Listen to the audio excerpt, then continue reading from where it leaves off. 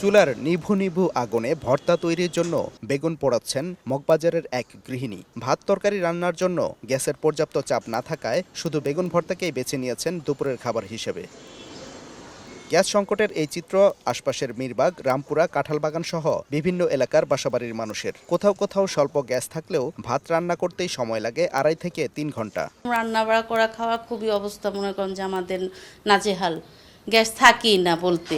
একজনের রান্না একজনের রান্তারি না, তাই কাজে এলাকা ছিল হেরেন দেখানো লাগে। সারাদিনেও গ্যাস থাকে না, রাত 12টা বাজে আয় 2 ঘন্টা হেপার লাগে রান্ধনে। জ্বালানি বিশেষজ্ঞরা জানান, দেশে পর্যাপ্ত গ্যাস উৎপাদন না থাকার পাশাপাশি শীতকালীন গ্যাস তরল হয়ে যাওয়ায় গ্যাসের চাপ কমে যায়। গ্যাস সংকট নিরসনে নতুন নতুন ক্ষেত্র অনুসন্ধানের প্রতি গুরুত্ব দিলেন এই জ্বালানি বিশেষজ্ঞ।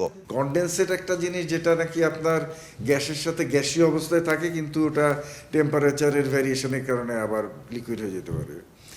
তো সেই কারণে ওই শীতকালে কনডেন্সেট জমে যায়।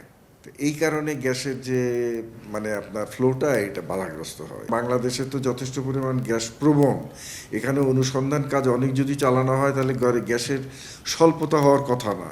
বৃহস্পতিবার বাংলাদেশ তেল, গ্যাস ও খনিজ সম্পদ কর্পোরেশন পেট্রো বাংলার পক্ষ থেকে জানানো হয়, মেরামত ও রক্ষণাবেক্ষণ কাজের জন্য শুক্রবার দুপুর 12টা থেকে 72 ঘন্টা পর্যন্ত কোনো কোনো এলাকায় গ্যাসের চাপ কম থাকবে।